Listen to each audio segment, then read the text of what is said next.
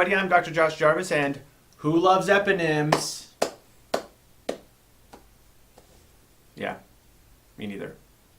They exist though, so let's learn some. So today we're going to talk all about Salter-Harris fractures. But first we need to talk about kids. Now, I have kids and I absolutely love them to death. But you know what I don't love?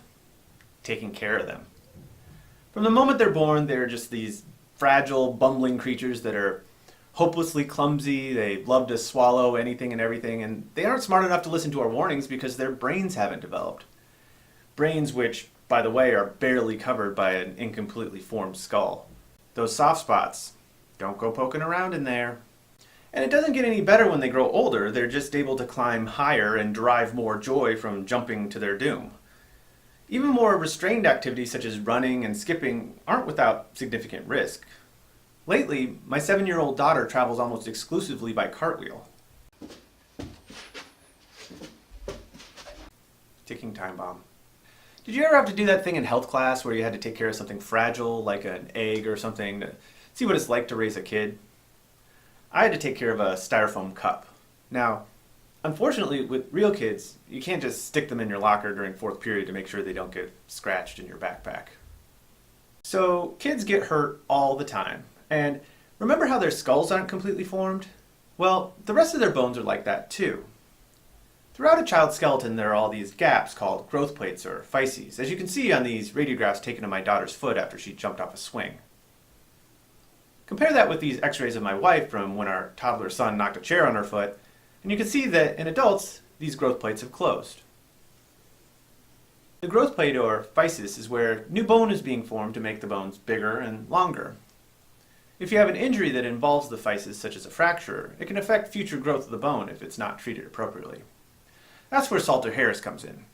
The Salter-Harris classification is a systematic way to describe fractures that involve the physis depending on what parts of the bone are involved. A Salter-Harris 1 fracture extends directly within the physis. A Salter 2 fracture extends through the physis and metaphysis. A Salter 3 fracture extends through the physis and epiphysis. A Salter 4 extends through the metaphysis, physis, and epiphysis, and a Salter 5 is basically a crush injury involving the physis. The classic way to remember these is with the SALT-R mnemonic, with each letter representing the types in numeric order. S stands for slipped, A for above, L for lower or below, T for through, and R for ruined. So who were Salter and Harris? The Salter-Harris classification is named after Robert Bruce Salter and William Robert Harris. They both were Canadian orthopedic surgeons with all sorts of publications and awards and other accomplishments you would expect from people with stuff named after them. But what a lot of people don't know is that they were also a mismatched buddy cop team. One's a straight-laced detective who always plays by the rules, just weeks from retirement. One's a loose cannon street cop pushing the law to its limits. This summer, they'll have to find a way to work together to clean up the mean streets of Toronto. I know a shortcut. Hold on. I'm getting too old for this. Let the girl go, Mendoza. I've got enough bullets for all of us. Have I mentioned I'm getting too old for this? Salter and Harris, Canadian orthopedic surgeon cops. These two have a bone to pick with crime. Or maybe with these two on the case, criminals just can't seem to catch a break. Or justice is in their bones. You know, just whatever works.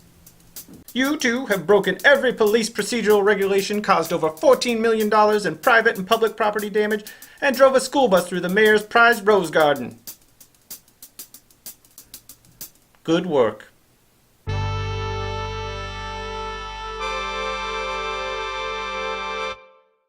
I have so much fun doing this, you can't even imagine.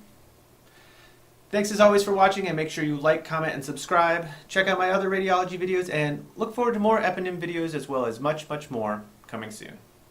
I'll see you next time.